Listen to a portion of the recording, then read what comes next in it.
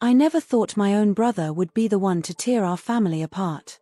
Growing up in Cedar Rapids, Iowa, Jake and I were inseparable.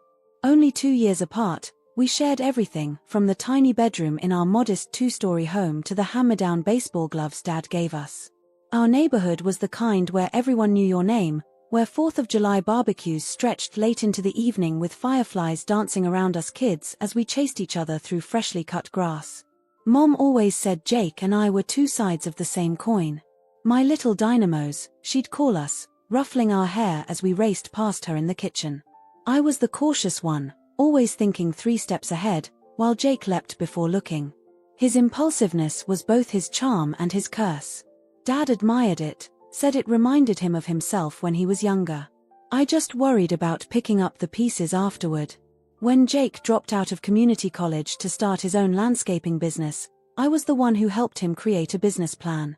When the bank wouldn't give him a loan, I was the one who emptied my savings account, money I'd been putting aside for my own education. This is just temporary, he told me, eyes bright with determination. Once I get on my feet, you'll be the first one I pay back, Matt. I promise. I believed him. That was my first mistake.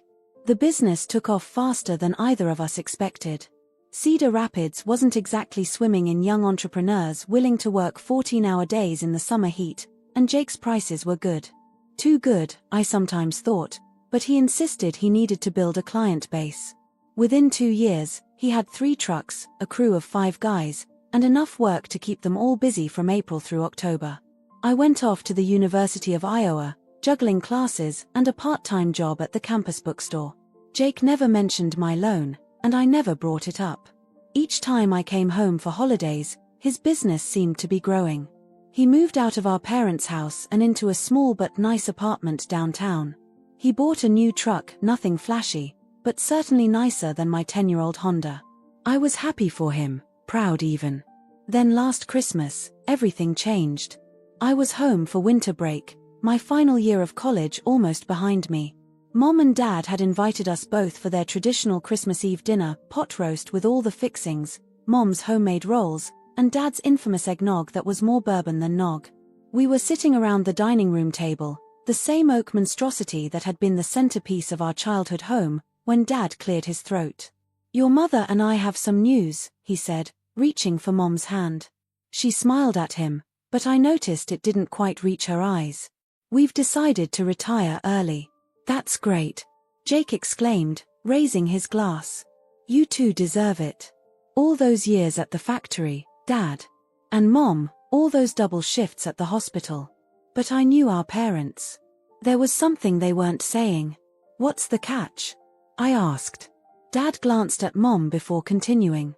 "Well, we've been talking to a financial advisor.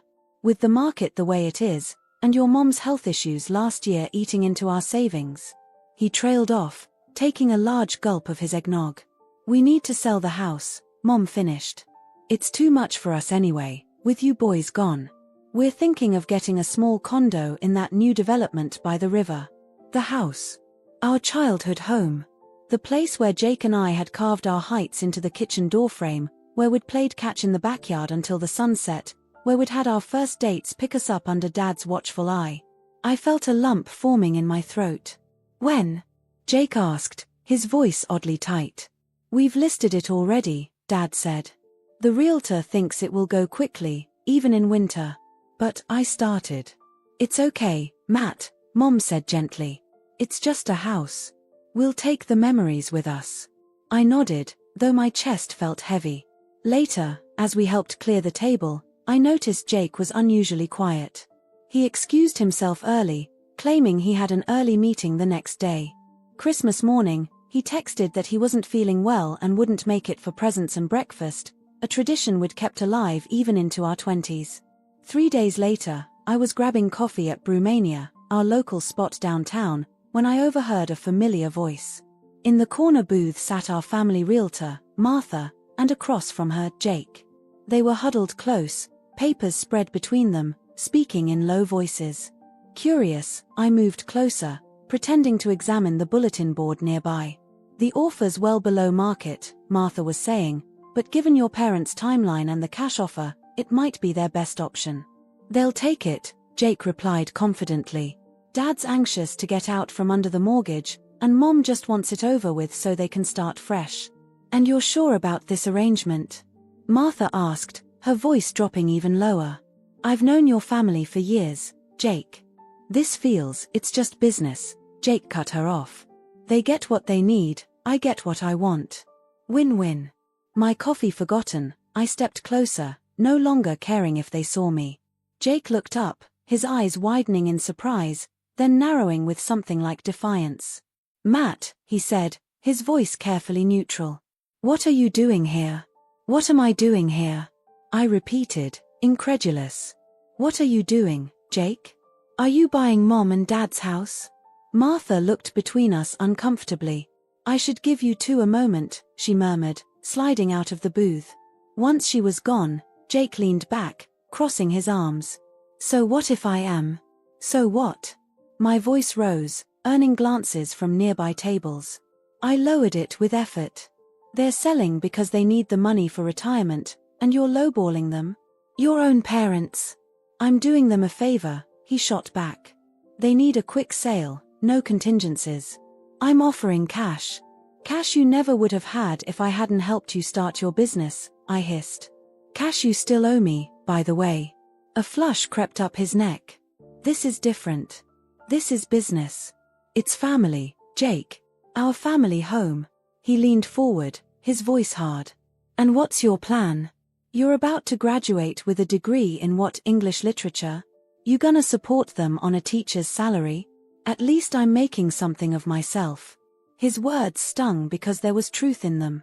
I didn't have a job lined up yet. I was planning to teach, and the starting pay wasn't great. But this wasn't about me. If you're doing so well, I said slowly, why not offer them a fair price? Help them out instead of taking advantage? I am helping them out, he insisted. They need to sell fast. I need an investment property. It makes sense. I stared at my brother, this person I thought I knew better than anyone, and realized I didn't recognize him at all. The kid who'd shared his Halloween candy with me, who'd taken the blame when I broke Mom's favorite vase, who'd helped me ask Jenny Miller to prom, where had that person gone? Dad trusted you with the knowledge they were selling, I said quietly. You've been planning this all along, haven't you? That's why you left Christmas Eve early. That's why you skipped Christmas morning. Jake said nothing, but his eyes, so like Dad's, slid away from mine. Don't do this, I said. Please, Jake. If you go through with this, things will never be the same between us. Between you and them. He gathered the papers, shoving them into a folder. They'll thank me later when they have cash in the bank and a nice little condo with no maintenance. Standing, he added, not everyone can afford to be as idealistic as you, Matt. As he brushed past me, I caught his arm. What happened to you? I asked. For just a moment, something flickered across his face, regret, maybe, or shame. Then it was gone, replaced by a cold determination I'd never seen before. I grew up, he said. Maybe you should try it. I watched him walk away, my brother in body but a stranger in spirit, and felt something break inside me that I wasn't sure could ever be repaired. The weeks following my confrontation with Jake passed in a blur of tension and strained conversations. I couldn't bring myself to tell Mom and Dad what I'd discovered.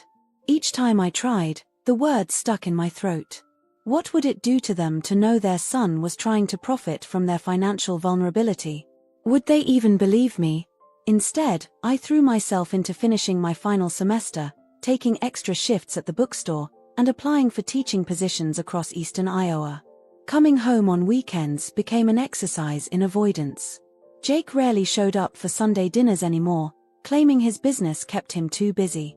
When he did appear, he acted as if nothing had happened between us, chatting easily about local gossip and sports while I sat silently, food turning to ash in my mouth. Mom noticed, of course. She cornered me in the kitchen one Sunday as I was helping with dishes. What's going on with you and your brother? She asked, handing me a plate to dry. You've barely spoken 2 words to each other all night. I focused on drying the plate, afraid my face would give me away. Nothing's going on. We're fine. She made a skeptical noise. Matthew James Wilson, I've been your mother for 23 years. Don't insult my intelligence. I set the plate down carefully. We just had a disagreement. About business stuff. Your brother can be stubborn, she said gently. Like your father. But his heart's in the right place. Was it, though? I wasn't so sure anymore. Have you found a buyer for the house yet? I asked, changing the subject. Her expression brightened. Actually, yes. We've accepted an offer. All cash, closing in 30 days. Your father's over the moon. He's already looking at condos. My stomach dropped. That's great, I managed. Who's the buyer?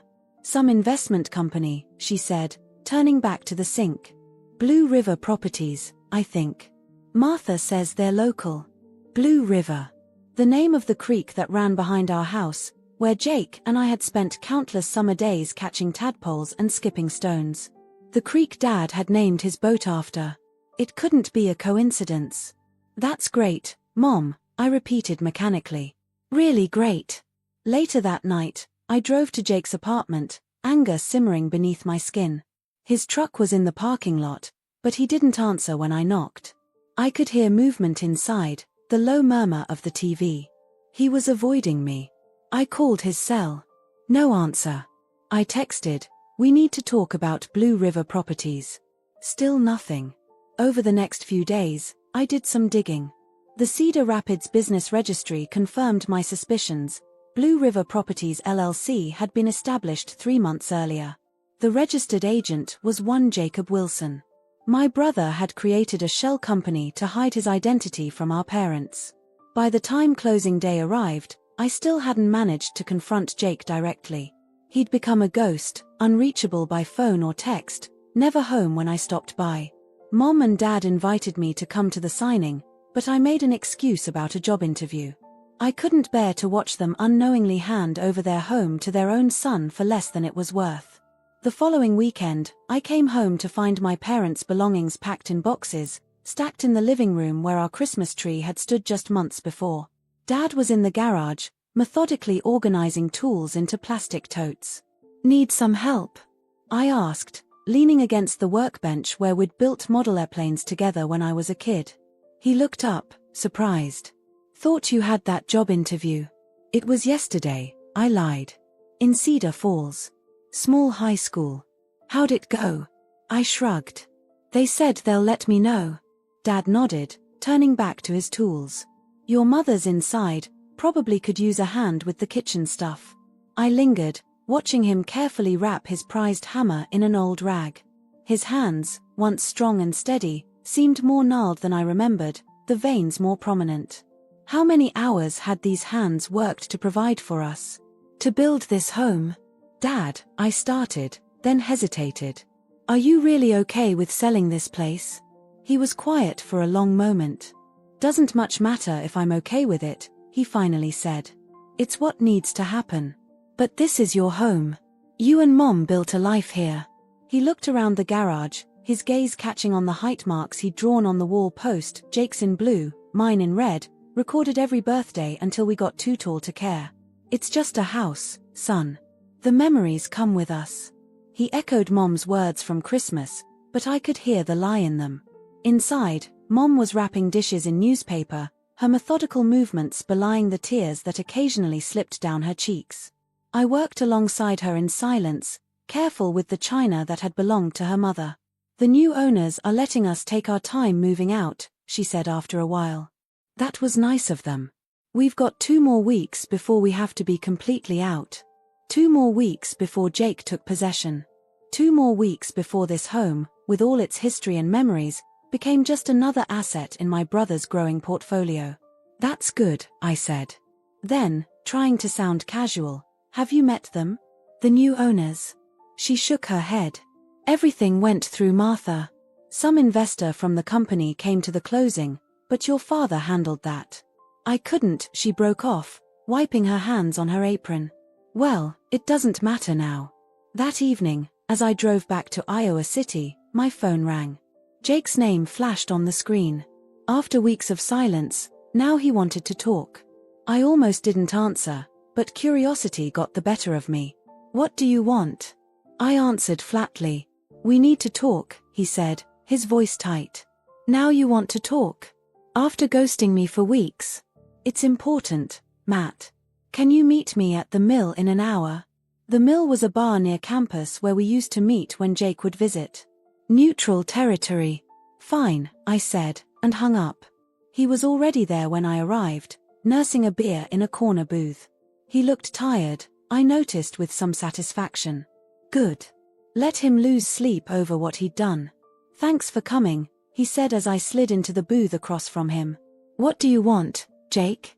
He took a deep breath. I need your help with Mom and Dad. I let out a harsh laugh. You've got to be kidding me. I'm serious, he insisted. They're not handling the move well. Dad barely speaks to me, and Mom gets teary every time I call. And what did you expect? I demanded, leaning forward. You tricked them into selling their home to you at below market value, I might add, through a fake company. He had the decency to look uncomfortable. It wasn't a trick. It was a business decision. Did you even need an investment property? I made air quotes around the words. Or was that just an excuse to get the house? Jake's eyes dropped to his beer. I do want to invest in real estate, he said defensively. But yeah, I wanted our house specifically. I grew up there too, you know. Then why not just tell them? Why the secrecy? Why lowball them when they need every penny for retirement? Would they have sold it to me if I'd asked directly? He challenged. Dad's too proud. He'd think it was charity. So you lied instead. To all of us. I shook my head in disgust. What exactly do you need my help with? Seems like you've got everything figured out. He leaned back, running a hand through his hair, a gesture so familiar it made my chest ache with the memory of the brother I thought I knew. I want to make it right, he said quietly. I'm going to tell them the truth. I stared at him.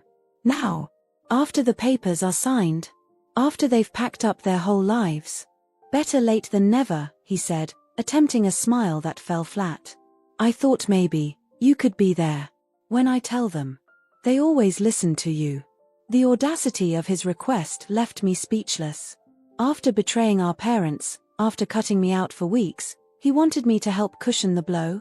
To stand beside him while he admitted his deception? Why would I do that? I finally asked. Because they're our parents, he said simply. And despite what you think of me right now, I do care about them. I made a mistake. A huge one. I want to fix it.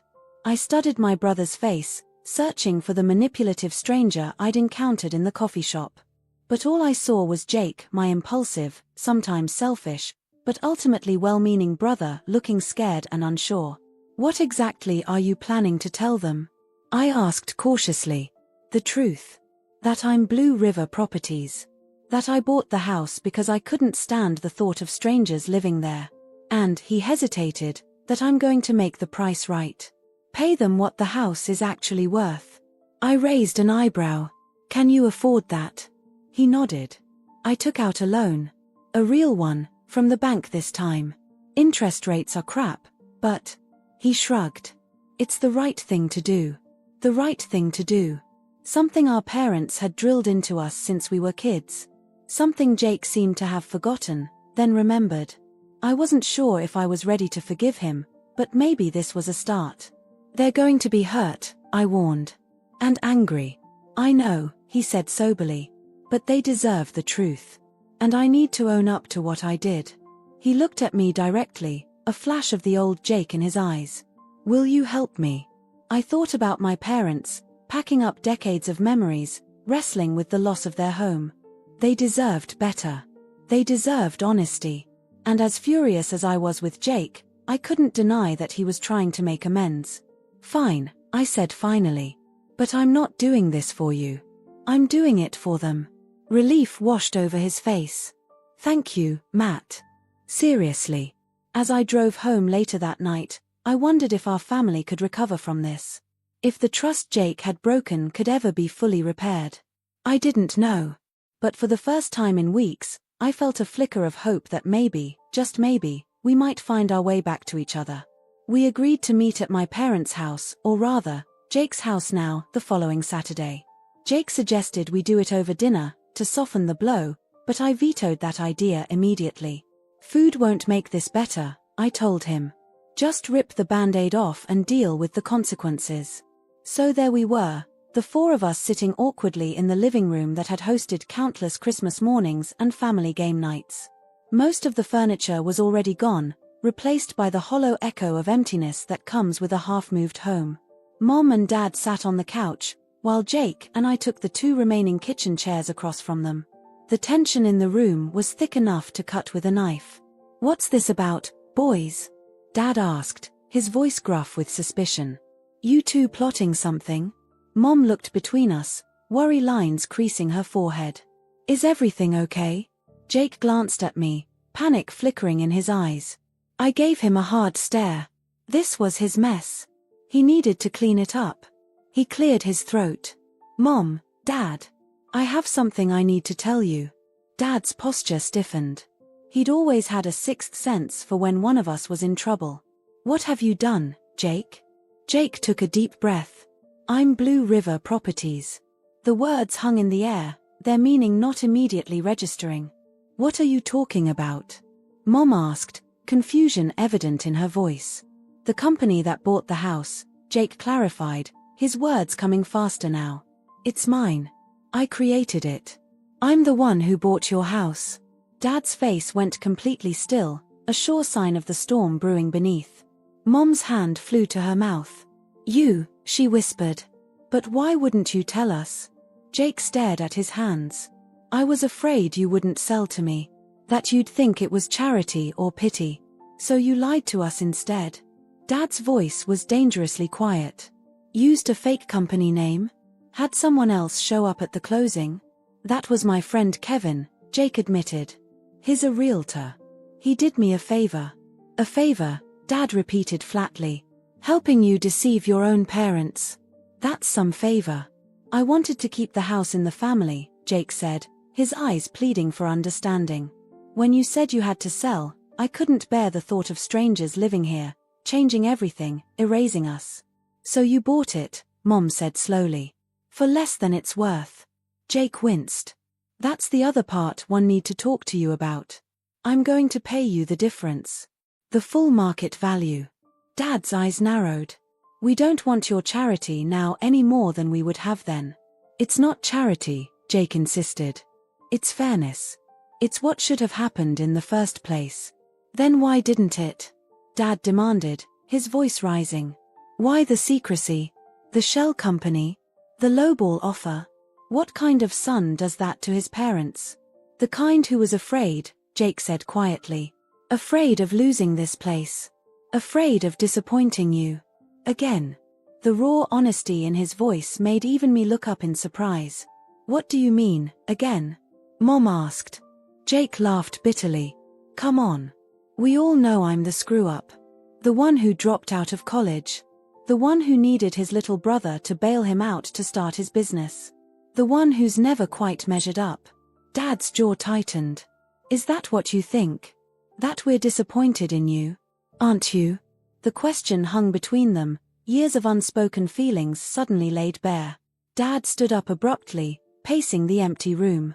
"You think I spent all those Saturdays teaching you how to change oil and fix leaky faucets because I was disappointed in you? You think your mother bragged to every nurse at the hospital about your landscaping business because she was disappointed?" Jake looked genuinely surprised. "You brag about me?" Mom reached for his hand. "Of course we do, sweetheart. We're so proud of what you've built. We always have been. But you never said. Because we thought you knew," she said gently. "We thought it was obvious." I watched as years of misunderstanding unwound between them. My brother, who I'd always seen as confident to the point of arrogance, had been carrying insecurities I never suspected. My parents, who I thought had always favored Jake for his practical skills and entrepreneurial spirit, had failed to communicate their pride in ways he could hear. "That still doesn't excuse what you did," Dad said, though his tone had softened slightly. "You lied to us, son. Used our financial situation against us." "I know," Jake said, his voice thick with regret. "I was wrong. So wrong. And I'm sorry." "Sorry fixes a lot," Dad said, "but not everything. An uncomfortable silence fell over the room. I shifted in my seat, feeling both a part of and apart from this family drama. Jake had asked me here for support, but I hadn't said a word. What was there to say? He'd messed up. He was trying to make it right. Whether our parents could forgive him wasn't up to me.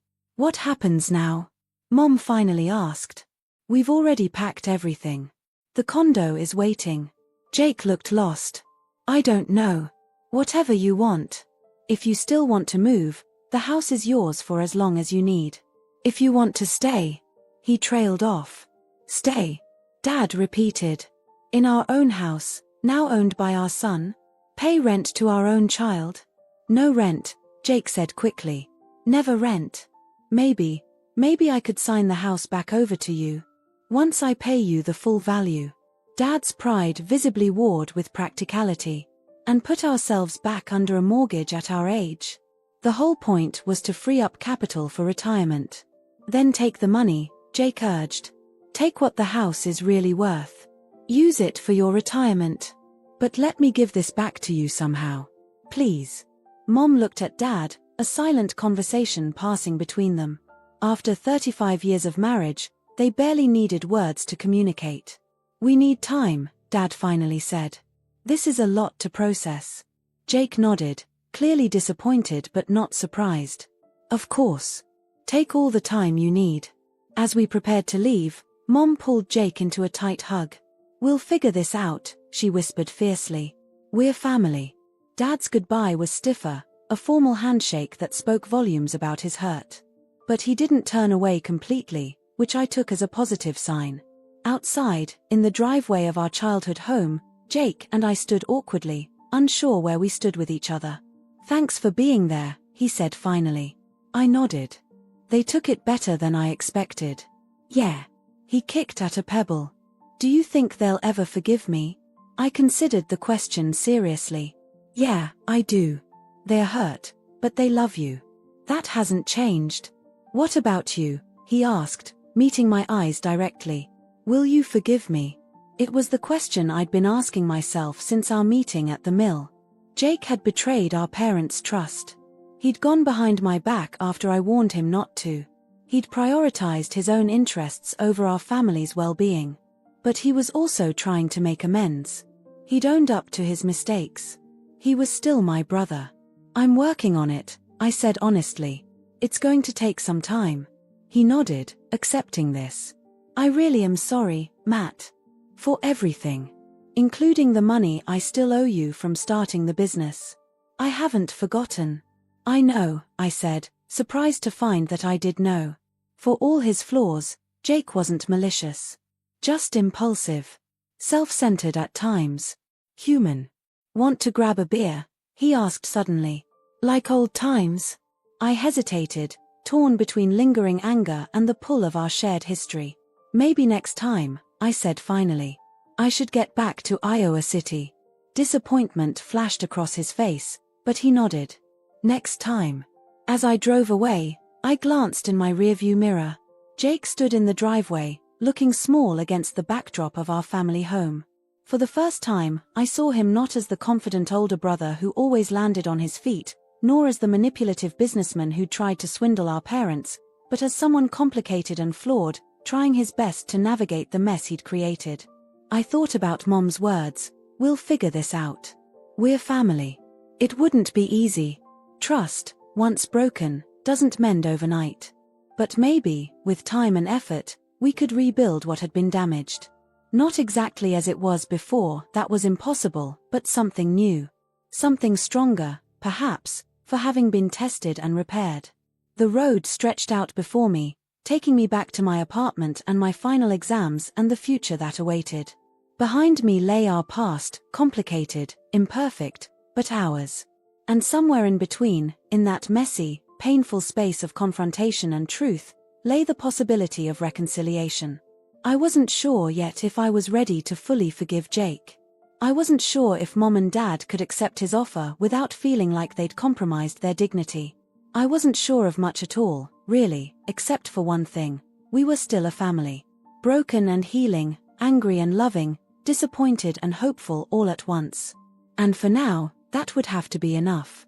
Finals week descended upon me like a fog, thick and disorienting. I moved between my apartment, the library, and examination halls in a daze, my mind constantly drifting back to Cedar Rapids. To the house. To my family fracturing and possibly reforming in my absence. Jake called twice. I let it go to voicemail both times. His messages were brief, just checking in and let me know when you want to talk.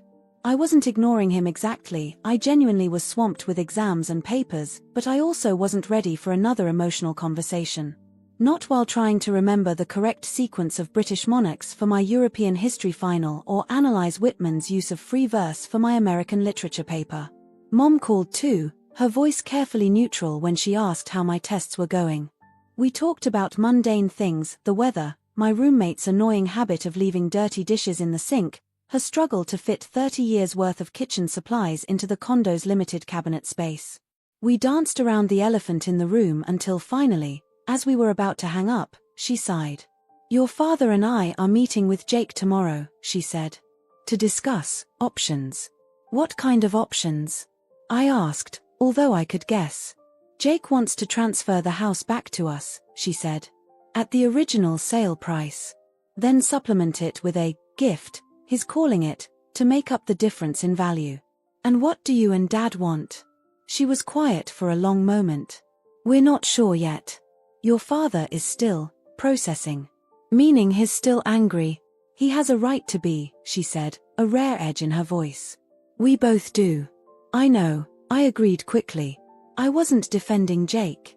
You were there, she said suddenly. At the confrontation. You knew beforehand. It wasn't quite an accusation, but I felt the sting of it nonetheless. I only found out recently, I explained. I tried to stop him when I first discovered what he was doing, but he avoided me. Then when he finally decided to come clean, I agreed to be there because I thought it was the right thing to do. It was, she assured me. Having you there, it helped, Matt. You've always been our steady one. Her words warmed me even as they unsettled me. The steady one. The reliable son. The counterbalance to Jake's impulsiveness. It was a role I'd played my whole life, one I'd largely accepted and even taken pride in.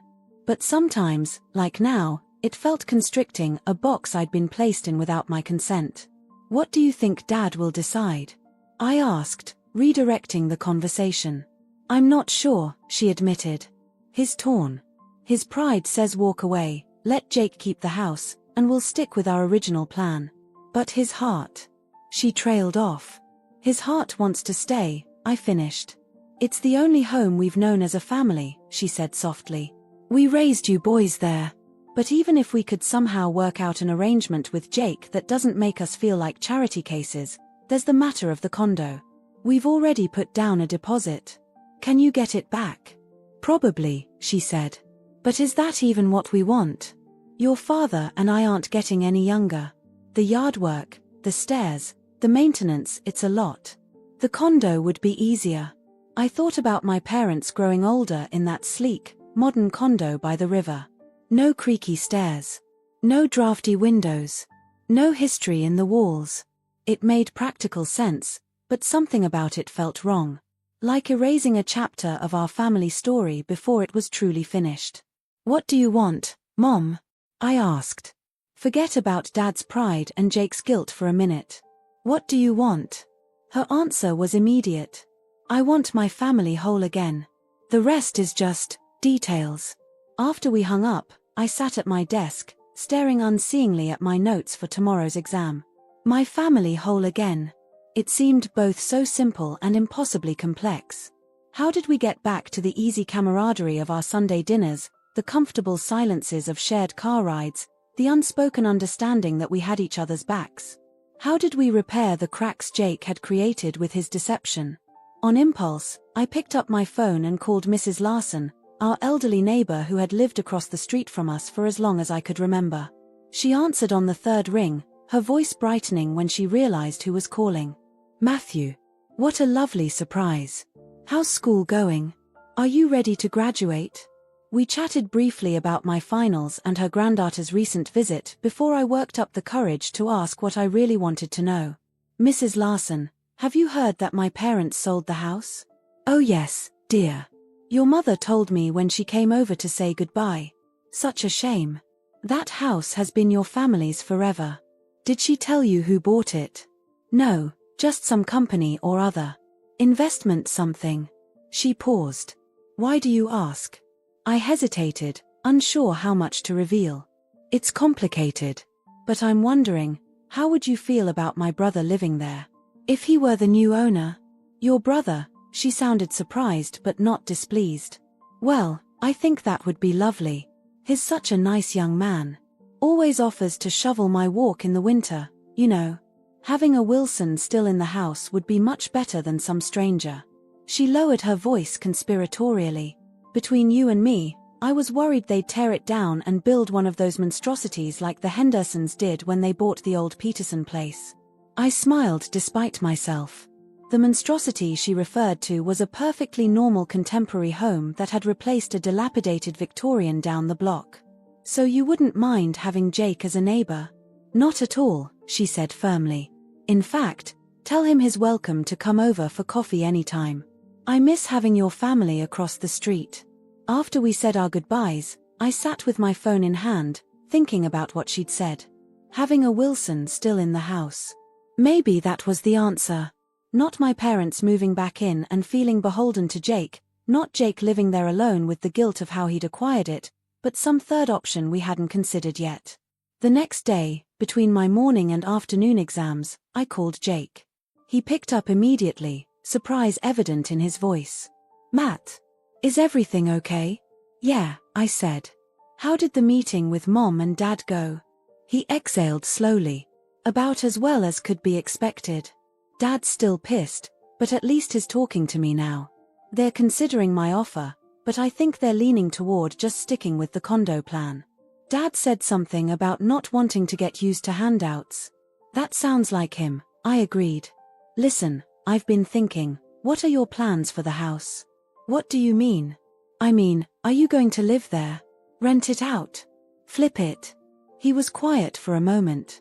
I hadn't thought that far ahead, to be honest. I just couldn't stand the thought of strangers buying it. What if? I hesitated, the idea still forming. What if you did live there? Made it your home? You think Mom and Dad would be okay with that? I don't know, I admitted. But it might be better than leaving it empty or having strangers there. At least it would stay in the family. Maybe, he said, sounding uncertain. But it's a big house for one person. An idea sparked. What if it wasn't just one person? What are you saying, Matt? I took a deep breath. I graduate in a week. I've got some job leads, but nothing solid yet. What if I moved in too? Just temporarily, until I figure out my next steps. We could split the mortgage. The silence on the other end stretched so long I thought we'd been disconnected. Finally, Jake spoke, his voice oddly choked. You'd do that?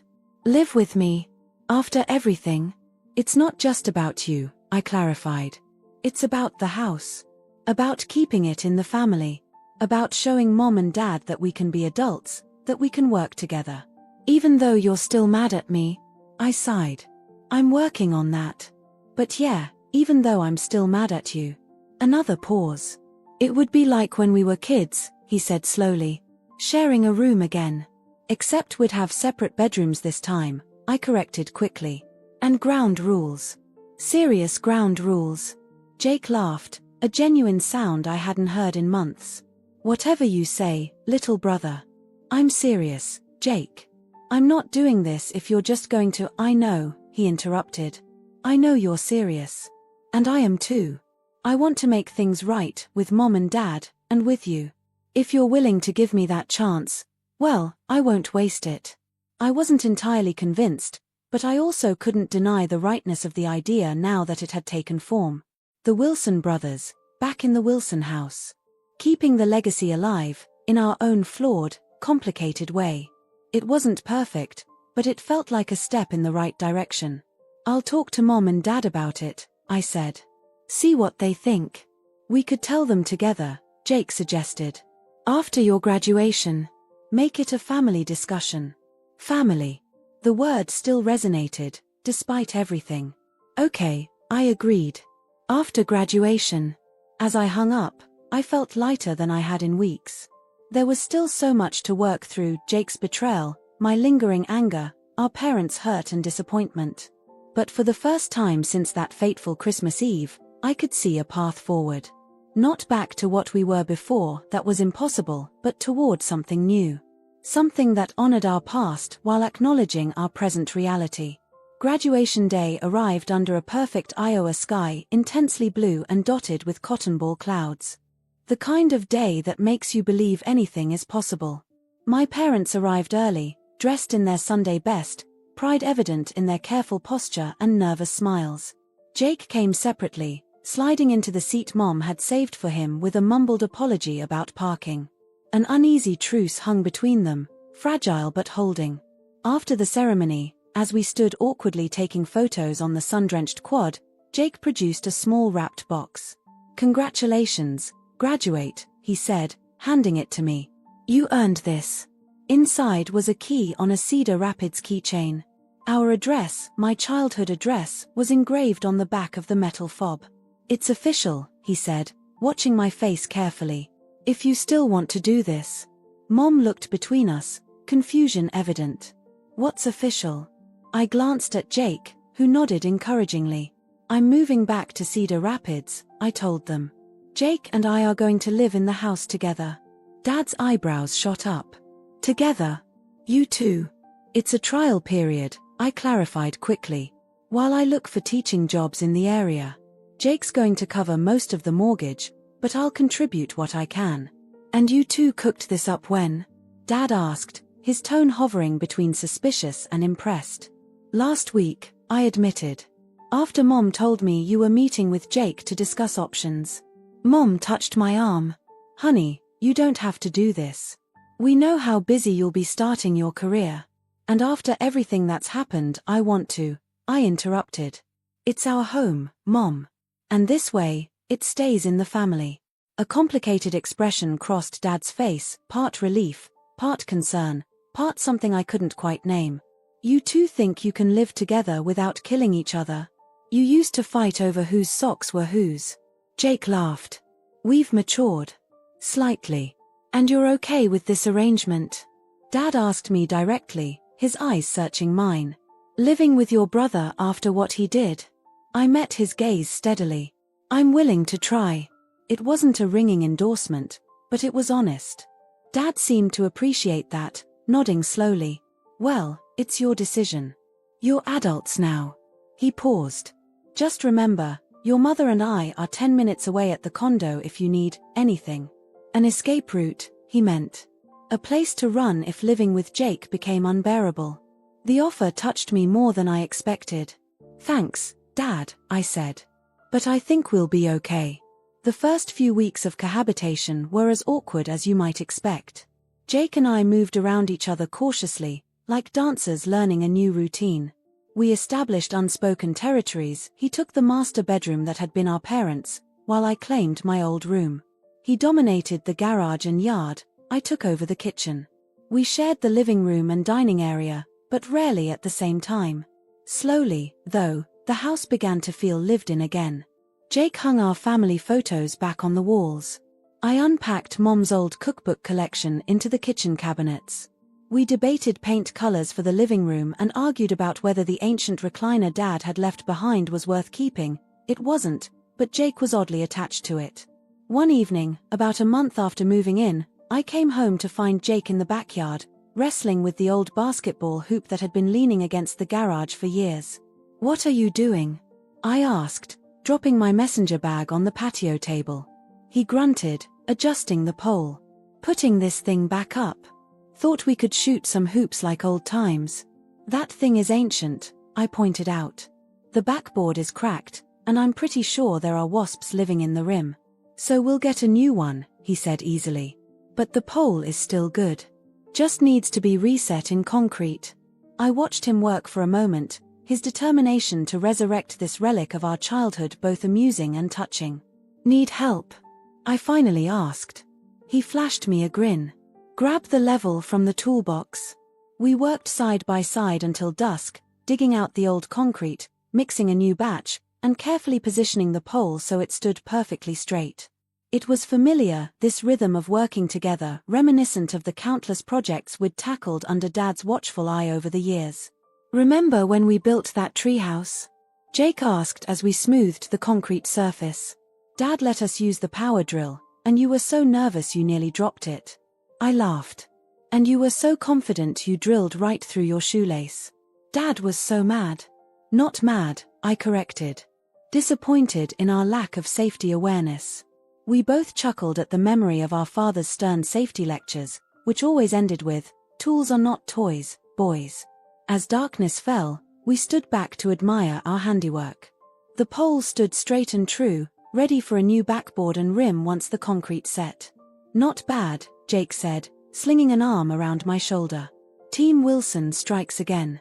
I didn't shrug his arm off, which felt like progress.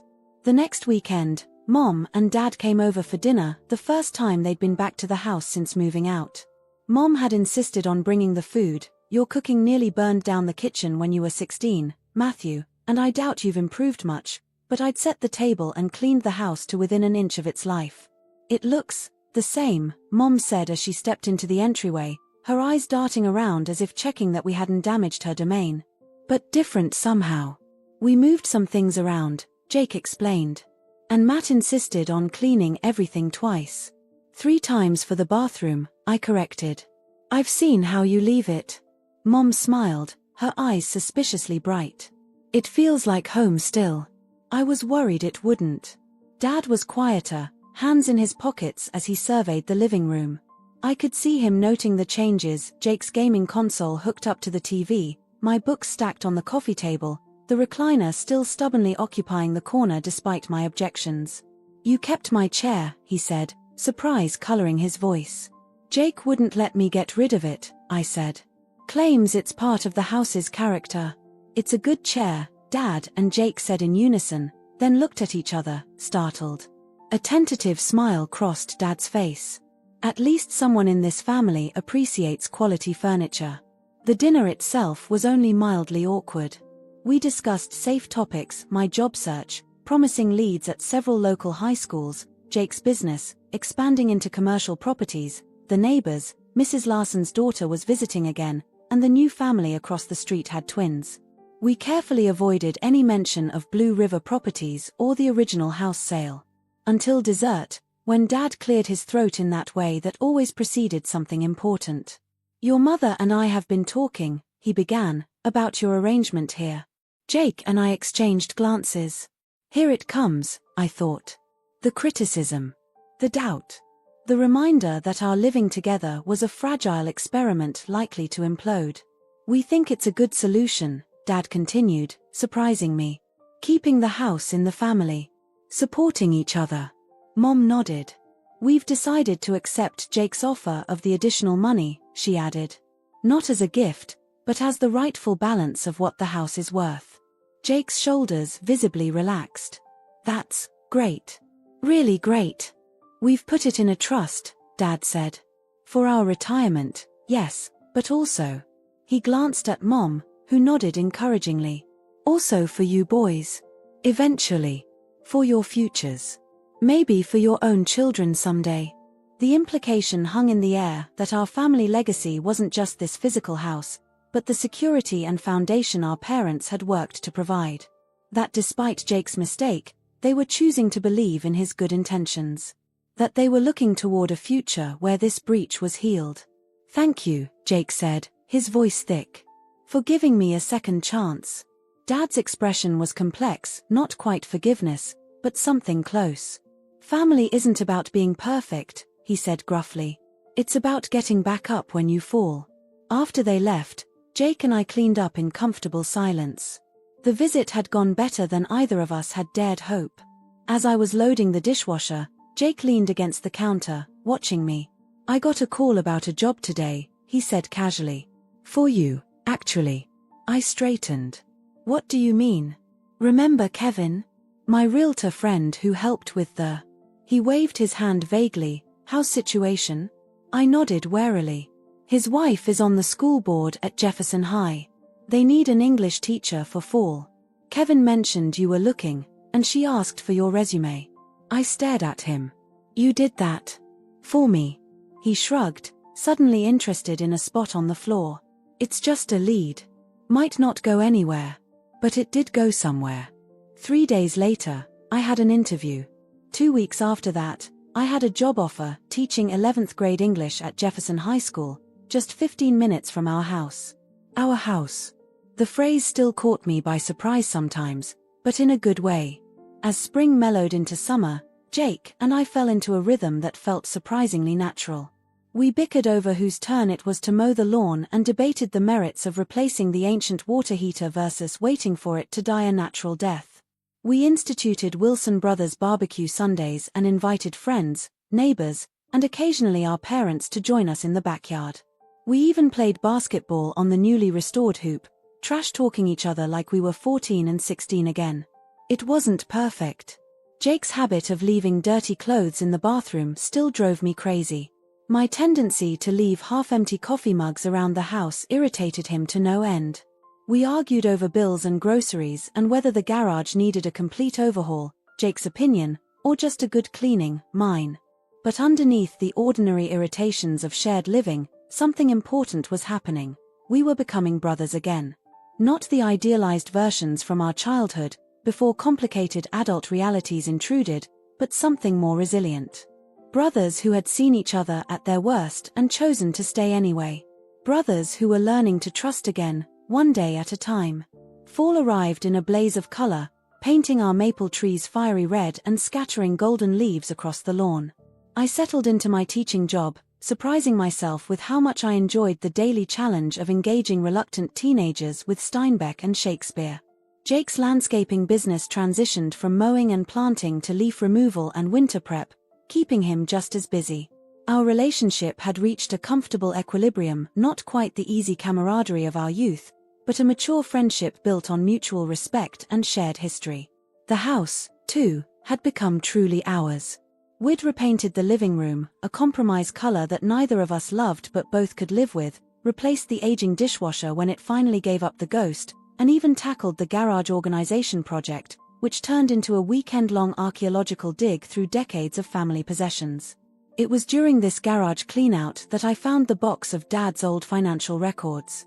Stuffed in a corner behind Christmas decorations and camping gear, the cardboard carton was labeled Simply Budget 1995 to 2005 in Dad's precise handwriting. I might have ignored it, added it to the donation pile without a second thought, if not for the corner of a familiar blue folder peeking out from the top. My college fund. Curious, I pulled it out and flipped it open. Inside were bank statements, investment reports, and a handwritten ledger tracking the growth of my education savings from my birth through high school. Dad had been meticulous, noting every deposit, every interest payment, every market fluctuation. I knew he'd been saving for my education, of course, but seeing the careful planning laid out in black and white was sobering. What caught my eye, though, was a notation at the bottom of the final page, dated around the time Jake had dropped out of community college to start his business. Transfer $5,000 to Jake's business fund. I frowned. That didn't make sense. The money I'd given Jake had come from my own savings account, not my college fund. I distinctly remembered withdrawing it from the local bank, counting out the bills, handing them over to my brother with a mixture of pride and anxiety. Unless... Jake. I called, my voice echoing in the cluttered garage. Can you come here a second? He appeared in the doorway, dirt-streaked from working in the yard. What's up? I held up the folder. Did you know Dad transferred money from my college fund to help start your business? Jake's expression shifted from confusion to discomfort. Yeah, about that. You knew. I stood up, brushing dust from my jeans. Why didn't you tell me? He sighed, leaning against the doorframe. It's complicated. You uncomplicate it, I said flatly. When you offered to loan me that money from your savings, he began, Dad found out. He didn't think it was fair for you to empty your account for my business. So he supplemented it. Added to what you gave me, but made me promise not to tell you. Said it would hurt your pride if you knew he was helping. I stared at the ledger, emotions churning. So when I thought I was helping you, It was actually Dad all along. No, Jake said quickly. Your money was crucial. It was the catalyst. Dad's contribution came later, after you'd already committed to helping me. He saw how much you believed in me, and I think it changed his mind about the business being a waste of time. I sat back on my heels, processing this revelation. All these years, I'd believed I was the one who'd made Jake's business possible.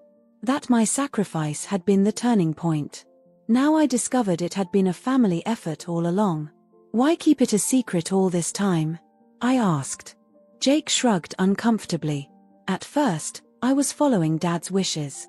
Then as the business grew, it seemed less important to explain where every dollar had come from. And to be honest, he hesitated, I liked that you thought I'd succeeded because of your help. It brought us closer. So another lie, I said, but there was no real heat in my voice. After everything we'd been through with the house, this revelation felt almost anticlimactic. An omission, Jake corrected. And technically Dad's idea, not mine. I had to laugh at that. Blaming Dad? Really? He grinned sheepishly. Worth a shot. I closed the folder, adding it to the keep pile. This piece of family history, complicated as it was, deserved preservation. You're not mad? Jake asked cautiously. I considered the question. No, I said finally. I think I'm just realizing how much we've all been protecting each other in our own misguided ways. You and Dad hiding the full funding story from me. Me thinking I needed to be the responsible brother. Mom pretending everything was fine even when it wasn't. The Wilson family specialty, Jake agreed. Meaning well but communicating poorly. We're getting better, though, I pointed out. Slowly. That evening, as we sat on the front porch watching the neighborhood settle into twilight, Jake brought up an idea that had apparently been percolating for some time. What would you think about making this arrangement permanent? He asked, gesturing to the house around us. Living together, you mean? I was surprised. I thought this was temporary until I got established. It is, if that's what you want, he said quickly. But it's been working well, hasn't it? And financially, it makes sense for both of us. I considered the suggestion. The past 6 months had been unexpectedly positive. We'd found a balance that worked, respecting each other's space while enjoying the benefits of shared resources and responsibility. And there was something deeply satisfying about maintaining our family home together, preserving it for future generations of Wilsons. I'm not planning to live with my brother forever, I said slowly. Eventually I'll want my own place. Maybe start a family someday. Of course, Jake agreed. I'm not talking forever. Just, for now. Maybe a few years. A few years, I echoed. I could do that. He lifted his beer bottle in a toast. To a few more years of Wilson brothers under one roof. I clinked my bottle against his. God help the neighbors. Later that week, Mom called to invite us to Sunday dinner at the condo. It's time we started a new tradition, she said. Now that you boys have taken over the house, your father and I should host family meals at our place. The condo was lovely, all modern appliances and natural light, with a balcony overlooking the river, but it felt strange to be guests in our parents' home after a lifetime of them hosting us in what was now our house. The role reversal was subtle but significant, another shift in our evolving family dynamic. Dad gave us a tour, proudly showing off the built-in bookshelves he'd installed and the small workshop he'd created in one corner of the guest bedroom. He seemed more relaxed here, unburdened by the maintenance demands of the old house. You're happy here, I realized aloud as he demonstrated the smart thermostat system he'd installed. He looked surprised, then thoughtful. I am, he admitted. Your mother too. It's simpler. Gives us more time for things we want to do instead of things we have to do. I'm glad, I said, meaning it. I was worried you'd regret leaving the house. Sometimes I miss the familiarity, he said. The history in those walls. But knowing you boys are there, keeping it in the family. He cleared his throat. It's the best outcome we could have hoped for. Even after how it happened. I asked carefully. Dad's expression turned serious. Your brother made a mistake. A serious one. But he's working to make it right. He paused. And having you there, Keeping him honest, that matters. I hadn't thought of it that way before, that my presence in the house might be a form of accountability for Jake. But perhaps Dad was right. My brother and I balanced each other, always had. His spontaneity tempered by my caution, my rigidity softened by his flexibility. At dinner, the conversation flowed more easily than it had in months. We talked about my students, the bright ones and the challenging ones, Jake's plans to add snow removal services this winter, Mom's volunteer work at the hospital, and Dad's latest woodworking project. It felt normal. Not the normal of the past that was gone, but a new normal that acknowledged our history while making space for growth and change. As we helped Mom clear the dishes, she touched my arm. "Your father and I have been talking," she said, her voice low. "We'd like to come over for Thanksgiving this year. To the house. If that's all right with you boys." The request surprised me. Our parents had been noticeably reluctant to spend extended time at their former home, limiting visits to brief drop-ins or backyard barbecues where the changed interior wasn't a constant reminder of what they'd lost. "Of course it's all right," I assured her. "But are you sure? We could do Thanksgiving here." She shook her head firmly. "Thanksgiving belongs at home. Our home. Your home now." "Our home," I corrected gently. "It'll always be yours too, Mom." Her eyes glistened with unshed tears. "Thank you for saying that." When Jake and I drove home that evening, I relayed Mom's request. "They want to come over for Thanksgiving," I told him. "To the house." He glanced at me, surprise evident in his profile illuminated by passing streetlights. "Seriously?" Dad agreed to that. "Apparently so." Mom seemed pretty certain. Jake tapped the steering wheel thoughtfully. "That's huge. That's forgiveness, isn't it? Or the start of it." "I think so," I agreed. "Or at least acceptance." We drove in silence for a while, each lost in thought. As we turned onto our street, Jake spoke again. "We should do it right. Make it special for them. Show them we're taking good care of the place." Agreed. I pictured our parents at our dining room table, the one where we'd shared hundreds of family meals over the years. "We'll need to get the good dishes out of storage. And figure out how to cook a turkey." Jake laughed. "YouTube tutorials to the rescue." "Mom will try to take over the cooking," I predicted. "Obviously. But we can at least pretend we're in charge." As we pulled into the driveway, the porch light we'd left on cast a warm glow across the front of our house. Our home. The place where we'd grown up, fought, made up, and now were building something new together. It wasn't what any of us had planned, but somehow it felt right, like the next chapter in our family's story. Inside, I paused in the entryway, taking in the familiar patterns of shadow and light that I'd known since childhood. The house had weathered its share of storms, both literal and figurative. The foundation had held. The walls still stood. Just like our family. "We're lucky, you know," I said to Jake as he locked the door behind us. "Despite everything." He nodded, understanding without needing further explanation. "I know. Trust me, I know."